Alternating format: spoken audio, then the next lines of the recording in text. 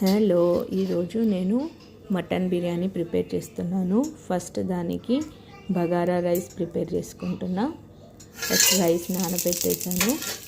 తర్వాత ఇప్పుడు ప్యాన్ తీసేసుకొని ఆయిల్ కొద్ది గీ వేసేసి మసాలా దినుసులు అన్నీ, బిర్యానీ ఆకు, బిర్యానీ పువ్వు, లవంగా, సాల్జీరా, స్టార్ అనాస్, బడి ఇలాచి వేసేసిన తర్వాత ఉల్లిపాయ, పచ్చిమిర్చి, పుదీనా, కొత్తిమీర కూడా వేసేసుకొని ఫ్రై చేసేసా.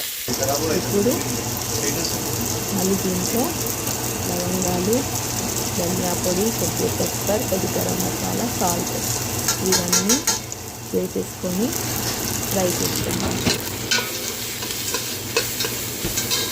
ఇవన్నీ ఫ్రై అయిన తర్వాత కొద్దిగా అల్లం వెల్లుల్లి పేస్ట్ కూడా వేసేసుకొని పచ్చివాసన పోయేంత వరకు ఉంచుకొని 1 గ్లాస్కి 1.5 వాటర్ పోసేసుకొని బాయిల్ అయిన తర్వాత రైస్ వేసేసుకున్నాను.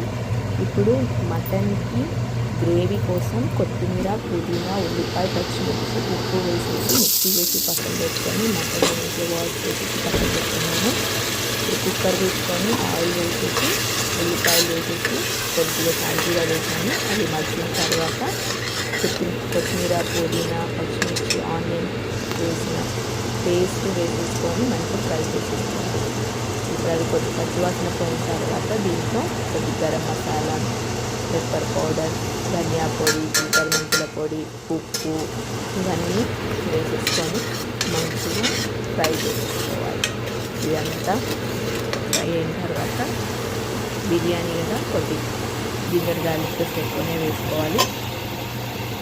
జింజర్ గార్లిక్ పేస్ట్ ఎక్కువనే పోయిన తర్వాత మనం ఆల్రెడీ పసుపు, ఉప్పు వేసేసి వాష్ చేసుకున్న మటన్ వేసేసి మంచిగా ఫ్రై అవ్వనివ్వాలి.